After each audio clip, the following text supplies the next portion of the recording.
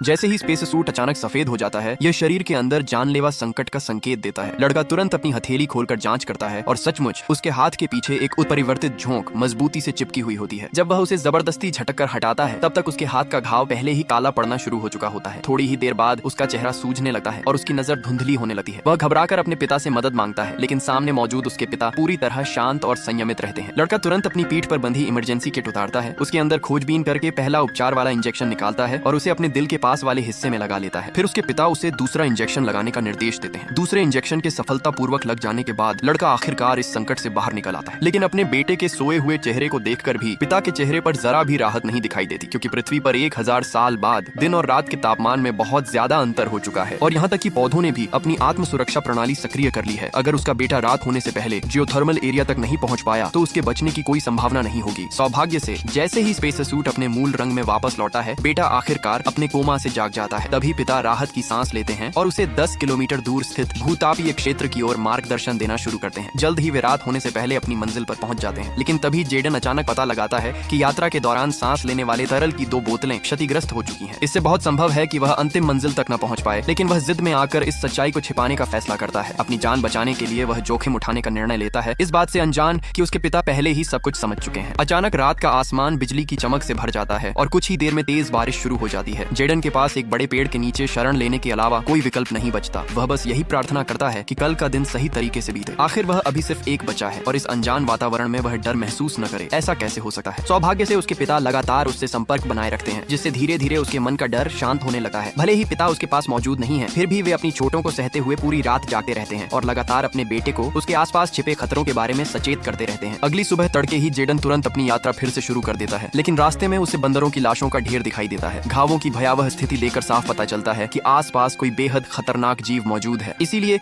अपनी सुरक्षा के लिए जेडन अस्थायी रूप से अपना रास्ता बदलने का फैसला करता है, इस बात से पूरी तरह अनजान कि यही फैसला उसे एक बंद रास्ते की ओर ले जा रहा है। उसके सामने एक अथाह गहरी खाई है और अब पिता के पास कोई दूसरा विकल्प नहीं बचता सिवाय इसके कि वे जेडन के झूठ का पर्दाफाश करें। अब कोई दूसरा रास्ता न होने के कारण जेडन को उनकी बात माननी पड़ती है। कंप्यूटर की स्क्रीन के अनुसार सांस लेने वाले तरल की एक बोतल केवल 1 दिन तक ही चल सकती है। अब यदि वह खाई को पार करके घूमते हुए मंजिल तक पहुंचना चाहता है तो कम से कम 3.5 दिन लगेंगे, जब तक कि वह खाई से नीचे मौजूद झरने में बिल्कुल सही निशाना लगाकर छलांग न लगा दे। अगर वह ऐसा कर लेता है तो 2 दिन ही पर्याप्त होंगे, लेकिन यह छलांग निश्चित रूप से बेहद खतरनाक होने वाली है। पिता के पास केवल एक ही आदेश देने का विकल्प बचता है, लेकिन यह सुनते ही जेडन नाराज हो जाता है।